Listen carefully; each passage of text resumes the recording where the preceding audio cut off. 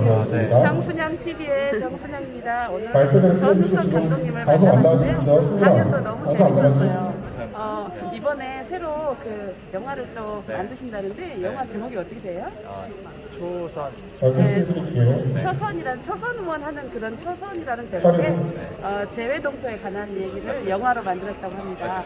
그다음에 또 책 출간했는데 출간한 책의 제목은 어떻게 되나요? 당신의 수식어.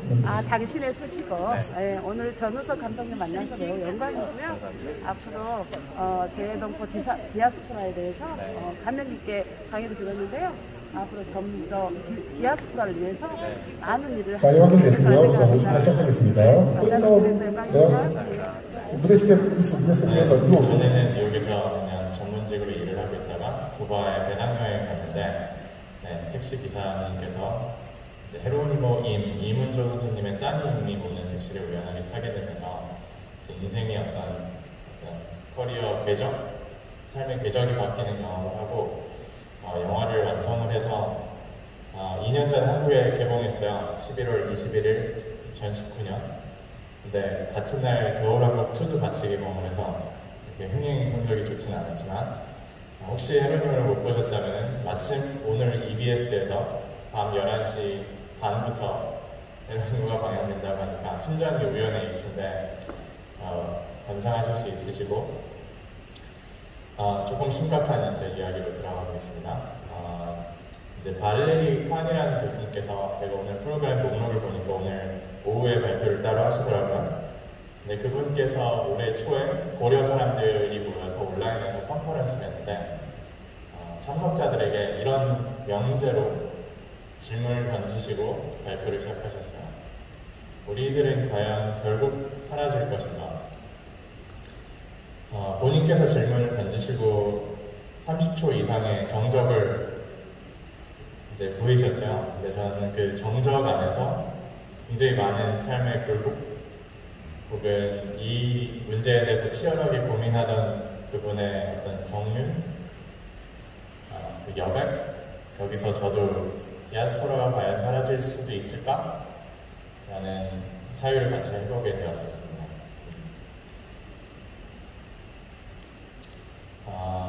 그래서 사실 저는 미국에서 살고 있는 재미있고입니다. 한국말을 잘하는 이유는 미국에서 태어났지만 중고등학교를 한국에서 다녔기 때문에 이제 한국어를 모국어처럼 사용을 하는데 사실 제가 생각하는 디아스포라의 담론, 그 본질은 이제 자신이 누구인지 자문하는 그런 행위인 것 같아요. 그러니까 저는 학술대회 같은 데 참석을 했을 때 디아스포라라는 개념이 굉장히 학문적으로는 발전이 되어 있고 그 안에서 여러 어떤 추상적, 존재론적 개념을 통해서 발전하는 것을 많이 목격을 하고 그렇지만 사실 가장 기본적인 그 펀더멘탈, 근본은 내가 누구인가? 이 질문을 시작한 것 같습니다. 저 역시 그랬습니다. 그래서 정체성이라는 화두는 늘 저한테 중요한 화두였었고 그리고 저는 본의 아니게 다음과 같은 단계로 저를 인식하는 그런 과정이 있었습니다. 그래서 저는 미국에서 태어났고 한 3살 때 한국에 와서 18살 때까지 한국에서 자라나면서 이제 한국인의 정체성부터 이제 같이 이야기하시죠. 아마 제가 84년인데 제가 4년생인데 제 세대까지, 제 학년까지 어떤 그런 단일민족 혹은 단군의 후손 혹은 살구색이 살색으로 표현이 되었었던 딱 저 세대까지라 그랬다고 하는데 그랬던 것 같습니다. 그리고 저는 한국에서 유치원, 초등학교, 중학교, 고등학교 1학년까지 정규 과정을 받으면서 단 한 번도 외국인을 만난 적이 없어요. 학교에서 모든 사람들이, 모든 학생들이 전교에서 다 한국 학생들이었어요. 그렇죠? 그 말인즉 무슨 뜻일까요? 그 말인즉 그 얘기하기 전에 다양성, 우리나라가 다양성이 부족하다고 이제 하잖아요. 그래서 구글 들어가서 위키피디아에 찾았습니다. 다양성 순위, 세계 다양성 순위 1위가 다양성이 가장 많은 나라고 157위가 다양성이 가장 적은 나라인데 대한민국이 몇 위인지 아세요? 대충 생각해보세요. 157개 국가 중에서 대한민국이 156위? 네, 꼴찌에서 두 번째였습니다. 네. 우리나라보다 하나가 아래에 있었는데 어떤 나라인지 아세요? 북한입니다. 네, 9위, 58위. 실질적으로 민족적, 문화적 다양성이 우리나라가 이렇게 결여되어 있는 것이 여러 통계에 의해서 나와 있습니다. 근데 그 말인즉 이제 정체성 면에서는 다양성이 적다는 것은 무슨 말일까? 그 말인즉 자신에 대한 민족적, 문화적 정체성을 고민할 수 있는 환경이 결여되어 있다는 말이랑 같은 것 같아요. 왜냐하면은 말씀드렸듯이 정교에서 중고등학교 때, 초등학교 때 단 한 번도 외국인을 본 적이 없기 때문에 정체성은 상대적인 개념이기 때문에 나와 환경이 같으면은 굳이 자신이 드러나지 않고 자신이 드러나지 않으면 자신에 대해서 생각해 볼 가능성이 훨씬 더 적어요. 그렇죠? 한국에 살면서 저는 한국인의 정체성을 단 한 번도 고민해 본 적이 없었습니다. 그러다가 이제 미국에 가면서 좀 다른 경험을 하게 되죠. 18살 때 미국에 갔었는데 한국에서는 한 번도 고민하지 않았어도 됐을 저의 한국인 정체성이 다수에 일어나서 소수에 일어나게 되면서 저 스스로에 대해서 고민하기 시작했어요. 제가 원하지 않던 늘 자신을 코리안이라고 수식어가 붙는 그런 환경에 자주 노출이 되었어야 됐고, 그렇기 때문에 초기에는 제가 과연 미국 사람인지 혹은 한국 사람인지 이 갈등 사이에서 저를 찾으려는 노력을 굉장히 많이 했습니다. 이것은 비단 저뿐만이 아니고 뭐 유학을 갔든지 혹은 미국에서 태어난 많은 교포 친구들이 물론 자신을 코리안 아메리칸이라고 생각을 하겠지만 어떤 나라 안에서 자신을 규정하려는 그런 노력은 늘 있었던 것 같아요. 하지만 저는 미국 안에서 한인으로서 제 정체성을 확립하게 된 결정적인 사건을 배우게 됐었어요. 제가 92년도에는 8살밖에 안 돼서 그때는 이게 어떤 사건인지 이제 이해할 수 있는 그런 성숙도가 없었지만 대학교 때 1992년 LA 폭동 사건에 대해서 배우면서 큰 깨달음을 얻게 됩니다. 그래서 잘 아시겠지만 여러분, 저 LA 폭동 사건 잘 아시죠? 하지만 잠깐 같이 배우는 시간을 갖겠습니다. 영상 틀어주실까요? 91년 3월 3일에 어떤 한 흑인 남성, 로드니 킹이라는 남성이 고속도로에서 경찰한테 잡혀요. 그래서 막 주차당하기 시작합니다. 16명의 경찰들한테 둘러싸여서 공교롭게도 15-year-old Natasha Harland was shot and killed by store owner Sue Jadu. Dew claimed Harland was stealing a bottle of orange juice when she confronted the teenager. The store security cameras captured the incident on videotape as Harland repeatedly hits Dew, who takes a gun from under the counter. Dew claims she accidentally pulled the trigger, killing the teenager. Members of the black community charged the shooting was racially motivated. Let's start rolling some of the videotape. We were in an area right outside of Koreatown. There are a lot of Korean businesses in that area. You gotta wonder what's going on in these people's minds. To wonder what's going on inside these stores? Well, we took some shots here.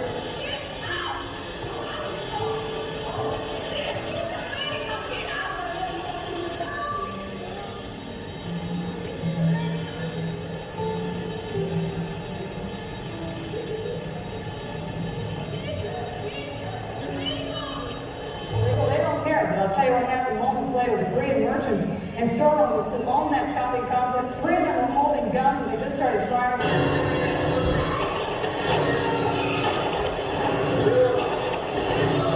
They actually pulled out loaded guns, but they were their bullets flying all over.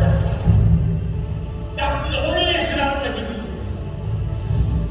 You have to define your destiny.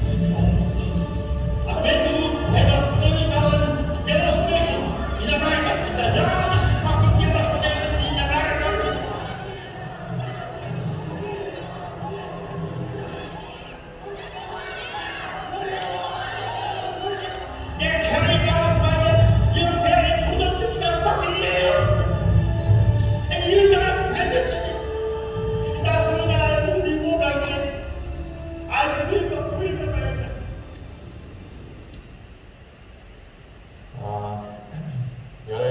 강의를 제가 한꺼번에 같이 들어서 이제 연계성에 대해서 궁금해하실 수도 있겠지만 이제 구타를 당했었던 흑인 남성 로드니 킹 그 영상이 미국의 전역의 언론사에 이제 노출이 되었었을 때 초기에는 이게 저거 봐라 흑백 갈등이 저렇게 카메라에 버젓이 담기지 않느냐 저거 봐라 공권력 남용이 저렇게 버젓이 카메라에 나오지 않느냐 흑인이 아직도 백인 경찰관에 의해서 폭행당하는 것이 버젓한 미국의 현실이 아니냐 이런 공론화가 이제 막 이루어지던 시점에 2주가 채 지나지 않아서 어떤 한 흑인 소녀가 LA 한인타운 아래에 있는 어떤 사우스 센트럴 제미 한인이 운영하는 거기 가게에 들어와서 오렌지 주스를 이제 훔치려는 의심을 받는 그런 행동을 했어요. 그러니까 한인 상점 주인이 너 왜 이렇게 훔치려고 하느냐 하니까 흑인 소녀는 아니다 나는 돈 내려고 했다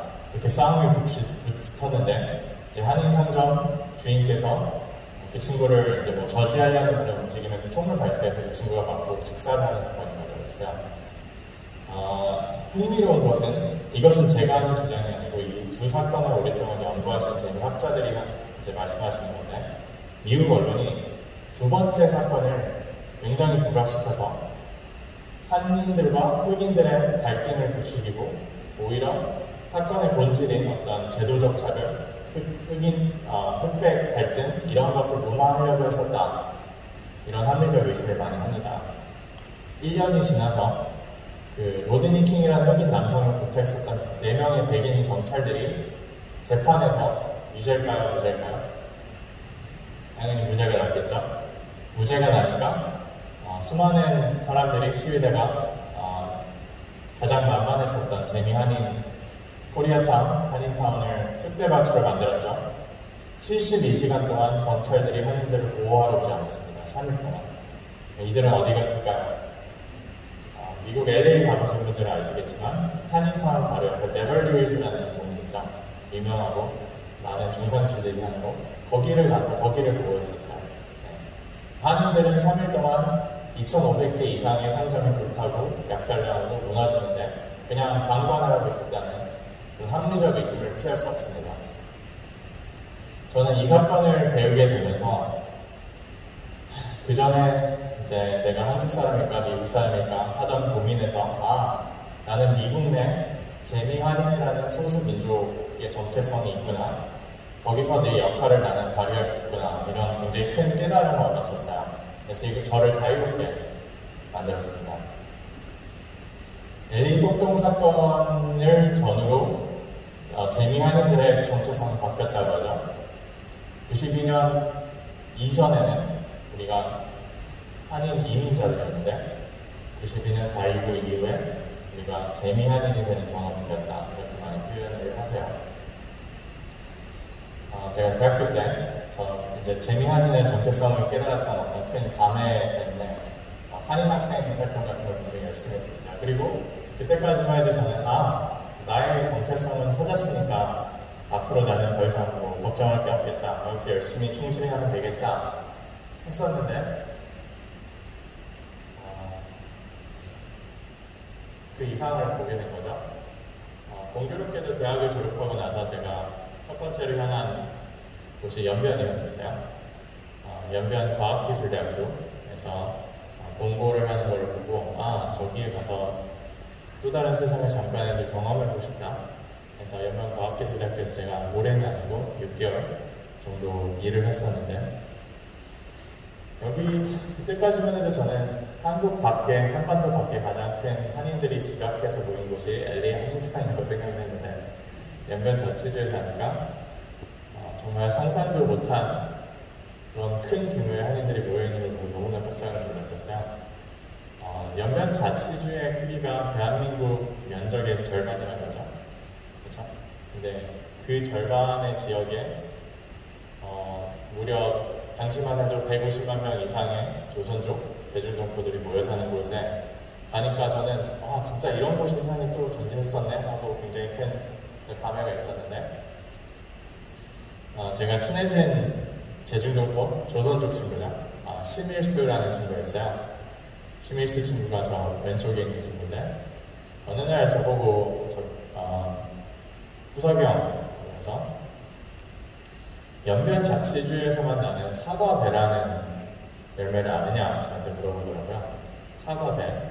그래서 모른다 그러니까 이게 여기서만 나는 어떤 혼합 과일인데 사과와 배를 교배시켜서 이제 사과배가 있다는 거죠.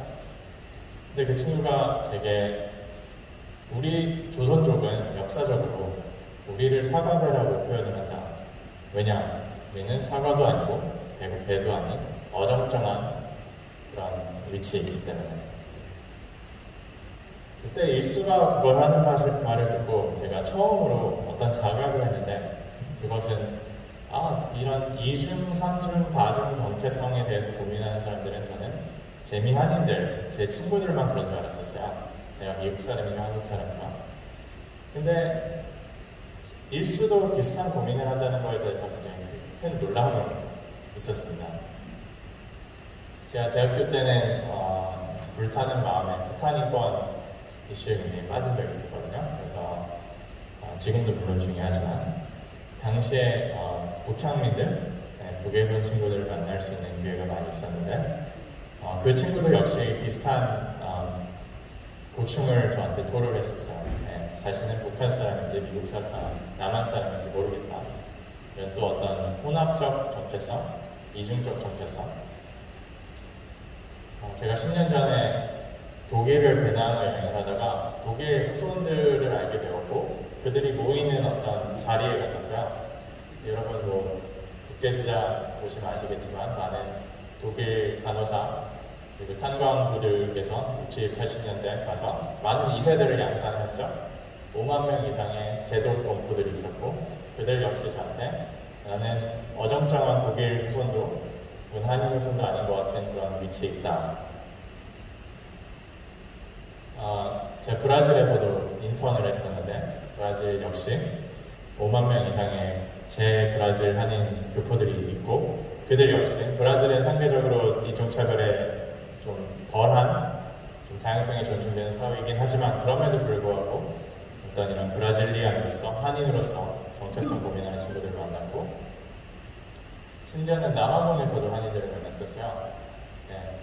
그들이야말로 특수한 어떤 아프리카인 그리고 코리안인의 그 정체성 안에서 또 고민하는 친구들이 있었고 우리가 잘 아는 고려인, 고려사람 친구들, 러시아에서 지낸 친구들이고 그렇게 저는 늘 다양한 종류의 한인들을 여기저기서 만나다가 4년 전에 쿠바에 놀러 왔는데 택시를 탔을 때 쿠바 한인 후손의 차를 탄 것이 저한테는 우연으로 느껴지지 않았었습니다. 저한테는 어떤 일종의 막 운명적 메시지같이 느껴졌어요. 그래서 가장 드라마틱하고 어떻게 보면 가장 우리한테 생소한 쿠바 한인들에 대한 스토리텔링을 내가 해야 되지 않을까 이런 강한 확신이 생겨서 하루님을 제작하게 된 거였었고요.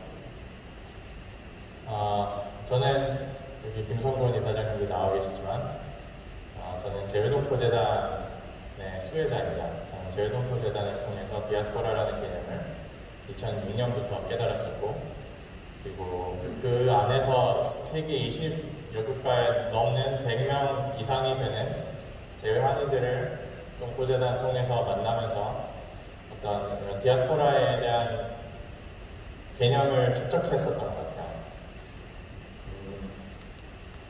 그러면서 제 정체성의 단계가 또 변하게 됐습니다. 한국 사람으로 해서 재미한인이 되는 경험했고 재미한인에서 세계 전역에 한 친구들을 만나면서 디아스포라의 일원이 된다는 적어도 제 스스로한테는 더 큰 그러니까 제 세계관이 확장되는 경험 그리고 더 제 확장된 세계 안으로 들어올 수 있는 사람이 더 많아지는 경험이었어요. 디아스포라의 일원이 된다는 깨달음. 네, 우리 뭐 어제 오늘 내내 이제 우리들 말하자 750만 명, 800만 명 이상의 재외동포가 있고, 네, 뭐 상당히 많은 숫자죠. 근데 우리가 보통 좀 과장해서 말하잖아요. 우리나라 800만 명이면 인구 대비 세계에서 가장 많다. 근데 사실이 아니고요. 유대인도 그렇고, 아르메니안도 그렇고, 그리스인도 그렇고, 뭐 불가리아인 세계 사실 자기 모국 대비 밖에 사는 민족들은 굉장히 많습니다. 그러니까 이렇게 말하고 싶은 그런 욕망은 이해가 되지만 저희가 우리가 유대인 다음으로 세계 최고 디아스포라다 이런 주장은 저도 점점 더 삼가하게 됩니다. 왜냐하면 사실이 아니기 때문에. 그럼에도 불구하고 16%는 굉장히 많은 겁니다. 네. 일본만 해도 제외동포가 300만 명밖에 안 돼요. 우리보다 인구가 3배가 거의 많은데 2배 이상이 많죠. 근데 300만 명밖에 안 돼요. 중국은 화교파인 숫자가 굉장히 많긴 하지만 인구 대비 2%가 채 안 됩니다. 하지만 우리나라는 16% 가까운 사람들이 밖에 있죠. 여기서 조커 카드는 북한이라는 또 다른 존재가 2,500만 명이면 우리가 또 모르는 하지만 우리와 결을 같이 하는 또 다른 종류의 한인들이 경계를 맞닿고 바로 있지만 우리가 갈 수가 없죠. 생각해보면 좋을 것 같은 것은요, 한반도를 떠나 있는 모든 한인들은 적어도 2개 이상의 정체성을 갖고 있어요. 그렇죠? 현지의 정체성, 그리고 부모가 가르쳐줬던 혹은 조상이 자신한테 전수했던 이중 정체성. 저는 그 이중 정체성의 힘에 대해서 생각해보고 있습니다. 이중 정체성이란 무엇일까? 그게 어떤 동력이 될 수 있을까? 그리고 미국에서 제가 재미교포로 살아가고 세계 전역에서 한인들을 만나면서 점점 더 궁금해지는 것은 과연 그러면은 우리는 현지 사회에서 충성을 다해야 되고 거기서 시민으로서 어떤 의무를 다하는 것은 당연하지만 그러면 모국이랑은 우리가 어떤 관계를 설정해서 살아야 될까? 저는 디아스포라들이 대한민국을 빛나기 위한 어떤 도구라고 생각하지 않습니다. 저는 모든 디아스포라 멤버들이 근본적으로는 자신 자리에 존재하는 고유한 주체라고 생각합니다. 그리고 그들의 특수한 경험과 정체성을 우리가 그대로 보고 인정할 수 있는 심적 여유가 있어야 된다고 생각합니다. 그리고 그 얘기를 하면서 저는 동시에 중요하다고 생각하는 것은 한반도 밖에 있는 제외동포들에게 우리가 집중하는 것도 굉장히 중요하다고 저는 생각하지만 제외동포들을 위해서가 아니고 저는 우리를 위해서 중요하다고 생각하지만 우리라고 하면 이제 대한민국 국민들을 저는 동시에 인종적으로는 한인이 아니지만 한국으로 들어오는 여러 새로운 종류의 한국인들도 우리가 바라볼 수 있는 능력이 있어야 된다고 생각하고 그것은 제 내의 동포, 그러니까 고려 사람이 됐건 제중동포가 됐건 그들을 이제 표현하고 같이 나아갈 수 있는 어떤 그게 필요하다고 생각해요. 어떤 정신이 필요할까? 저는 디아스포라적 정체성이 저의 정체성 여정의 마지막 단계라고 생각을 했었는데 재밌는 것을 하는 재밌진 않습니다. 흥미로운 거라는 걸 있습니다. 제 영화를 보신 분들 계신다면 이 장면을 기억하실 수 있을 거예요. 1905년에 유카탄 멕시코 농장으로 팔려갔었던 1000명의 조선인들 중에서 일부가 찍은 단체 사진입니다. 당시에 중국 상인이 인삼을 파는 중국 상인이 이 유카탄 동네를 지나가다 이들을 보고 고국에 편지를 쓴 내용이 남아있어요. 당시 멕시코 사회에 노예가 7단계가 있었다고요. 노예 등급이 7등급이 있었다고요. 그래서 흑노, 마야노, 등등등 원주민노 이렇게. 근데 가축들의 노예가 6단계라고 표현했는데 당시 조선인들의 7단계 노예라고 거기 써져 있었어요. 그만큼 사람 이하의 취급을 받은 거죠. 제가 4년 전에 이 장면을 헤로니모 이제 막 편집을 하고 있었어요. 막 편집을 열심히 하고 있는데 공교롭게도 동네에서 이런 일이 벌어졌습니다.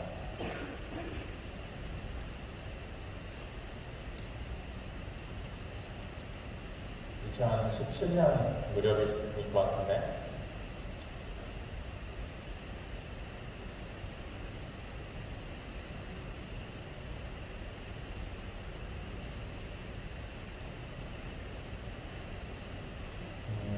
한편으로는 저는 뉴욕 제 편집실에서 100여 년 전 사람 이하의 취급을 받았던 1000여 명의 한인들, 그리고 그 중에 일부가 쿠바로 이주했었던 어떤 조상이라고 하면 좀 구시대적이긴 하지만 저희 선조들의 노고를 기리는 그런 작품을 만들고 있었는데, 현실에서는 그 고국에서는 새로운 삶을 찾아 들어왔었던 500명의 예멘 난민들을 상대로 적어도 온라인에서 제가 목격했었던 것은 놀랄 수준의 어떤 외국인 혐오증, 인종차별, 적대증 이런 거였었어요. 그래서 저는 굉장히 괴리감이 있었어요.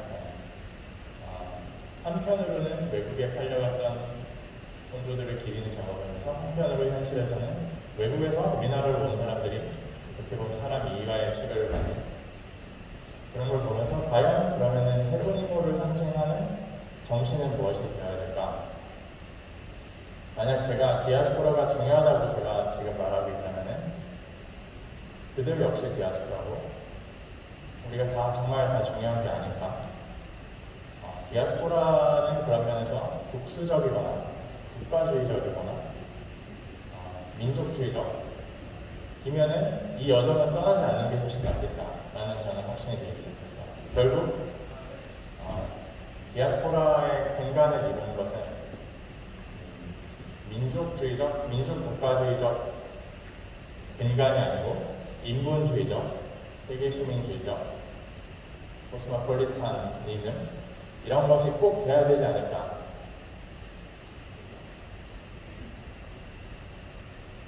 자, 여태까지는 제가 디아스포라라는 개념을 이야기하면서 명사로 사용했습니다. 그렇죠? 한반도 밖에 있는 재외 동포, 재외 한인들을 지칭하는 명사로 디아스포라를 사용했었는데 제가 최진석 교수님 아시죠? 서강대 철학 교수님. 그분께 어줍지 않게 디아스포라에 대해서 막 떠드니까 이분이 저한테 이런 말씀을 했어요. 나에게 디아스포라는 지리적, 사회적, 정치적 개념이 아닙니다. 매일 나 스스로를 부수고 깨트리려는 사회 속에 작동하는 철학적, 존재론적 개념입니다. 왜?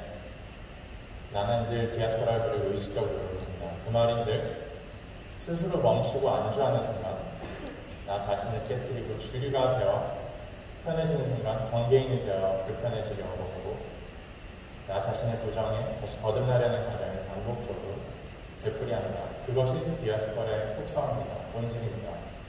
그런 의미에서 나는 주류가 아닌 변방에서 늘 디아스포라적 의식을 하고 사유를 하고 삶을 살려가려는 그런 노력을 합니다 하고 그분께서 저한테 말씀해 주실 때 저는 엄청난 또 큰 깨달음이 있었어요. 네.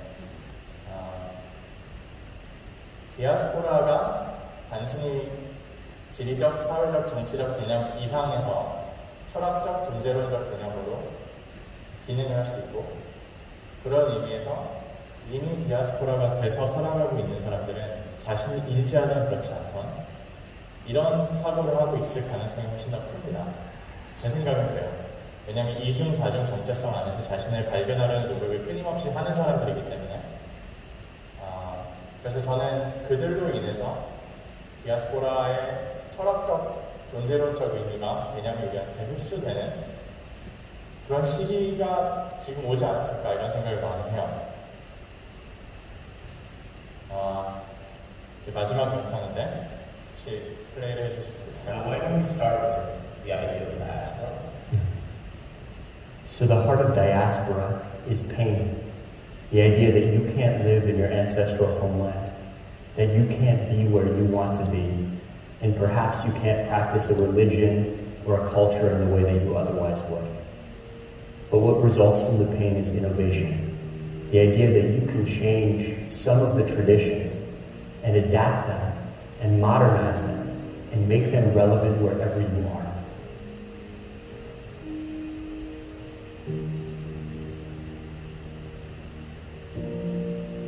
Para mí el Diego grande, no sé cuándo. Para mí el Diego grande. Y me muero el Diego grande.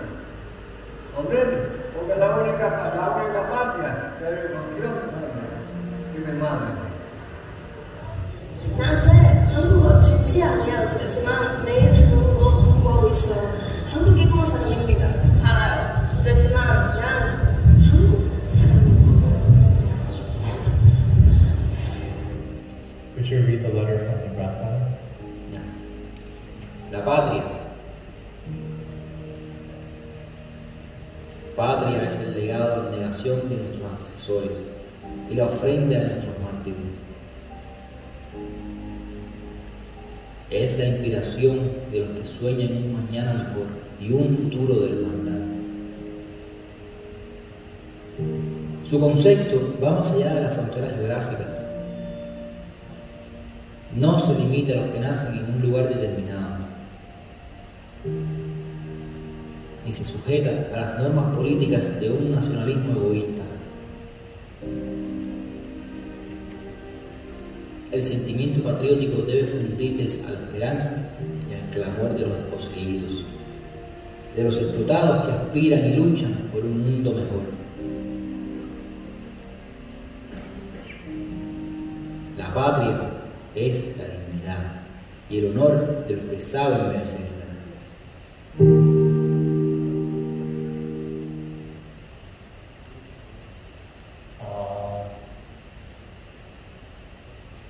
저는 그 디아스포라의 학문적, 학술적 개념에 대한 연구와 그거에 대한 어떤 토론, 끊임없는 토론, 그리고 발전시키는 그런 시도가 굉장히 중요하다고 생각해요.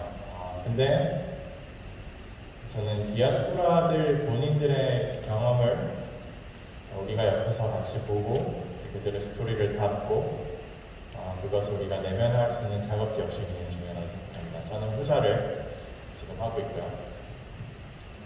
저는 어떤 유대인 라비를 찾아가서 아까 디아스포라의 개념에 대해서 문의를 드렸던 건데 그분은 이산의 고통을 겪겠지만 혁신적 주체로 거듭날 수 있는 것이 디아스포라의 본질이고 조금 더 나아가서는 이제 우리가 디아스포라적 사유, 디아스포라적 사고를 통해서 어떤 정체된 현실에서 그 이상으로 나갈 수 있는 한반도가 됐으면 좋겠어요. 근데 저는 그것이 디아스포라들의 존재를 통해서 우리가 그런 질문을 던질 수 있다고 생각하고 그것은 비단 한반도 밖에 살아가는 한민족의 일원을 통해서뿐만 아니고 한국에 벌써 들어와서 살고 있는 많은 다문화 가정 혹은 난민들, 이민자들을 통해서도 저는 같은 사유가 가능하다고 생각합니다. 끝으로 제가 경박하지만 제 홍보를 한번 하겠습니다. 제가 지금 했던 발표를 책으로 정리해서 올해 8월 15일날 출간을 했거든요. 그래서 혹시 저와 더 같이 이 주제에 대해서 사유하고 싶은 분은 이거를 어디나 가서 사실 수 있으니까 가지고 경청해주셔서 진심으로 감사드립니다. 네, 함께 해주신 차근석 감독님 진심으로 감사드립니다. 이 능동적인 주체로서의 디아스포라 그리고 성장과 소통을 주도할 그런 주역으로서의 디아스포라에 대해서 다양한 이야기 해주셨습니다. 여러분 다시 한번 박수 보내드릴까요?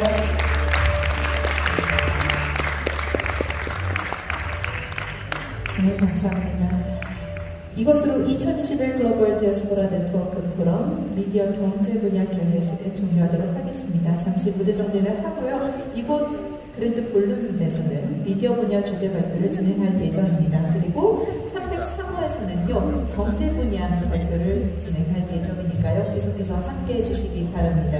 Thank you everyone for joining us here at the opening ceremony. After changing the stage, we will be having the media section presentations here at the Grand Ballroom and also the economy section presentation at the room number 303. 네, 다시 한번 개회식에서 함께 해주신 여러분들 진심으로 감사드리면서 유익한 발표가 계속해서 준비되어 있는 만큼 끝까지 함께 해주시면 감사드리겠습니다. 이것으로 개회식 모두 마치겠습니다. 감사합니다.